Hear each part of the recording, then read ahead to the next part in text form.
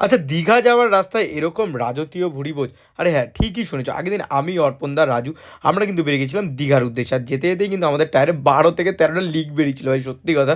যাই হোক, তারপর লিক-টিক সারি কিন্তু আমরা মানে রওনা দিলাম আমাদের গন্তব্যের উদ্দেশ্যে। আর ১টা ৯ র সময় কিন্তু আমরা পৌঁছেছিলাম হচ্ছে কোলাঘাট। শেরি বেঙ্গল রেস্টুরেন্টে কিন্তু আমরা দাঁড়িয়েছিলাম। এখানেই কিন্তু আমরা বেশিরভাগ দাঁড়াই মানে দীঘা যাওয়ার সময়। যাই হোক, ওখানে কিন্তু নিচে যে এসি সিটিংটা ছিল সেখানে আমরা বসেছিলাম। আর খাবার-দাবার কিন্তু আমরা অর্ডার করে নিচ্ছিলাম হচ্ছে এখানে বাটার নান। আর এর সাথে কিন্তু আমরা অর্ডার করেছিলাম হচ্ছে চিকেন ভর্তা, একদম কিন্তু ওটা দেশি ঘিতে বানায়। আর তার সাথে সাথে কিন্তু ছিল আমাদের পনির বাটার মশালা। আর রিতমদার জন্য কিন্তু অর্ডার করেছিলাম আমরা এই থালিটা। যাই হোক, তারপর কিন্তু আমরা নিয়ে নিয়েছিলাম হচ্ছে একটু ভর্তা, ভর্তার সাথে কিন্তু এখানে সার্ভ করেছিল আচার, ঠিক আছে? একটা ঝাল ঝাল করে আচার সার্ভ করেছিল। আর আমরা কিন্তু নিয়ে নিয়েছিলাম এখান থেকে পনির বাটার মশালা। বাটার মশালার ভিতরে কিন্তু পনিরের সত্যিই বেশ ভালো পরিমাণে বাটার ছিল। তারপর কিন্তু আমি ট্রাই করেছিলাম হচ্ছে এই চিকেন ভর্তাটা, যেটা কিন্তু সত্যি খুবই ভালো ছিল।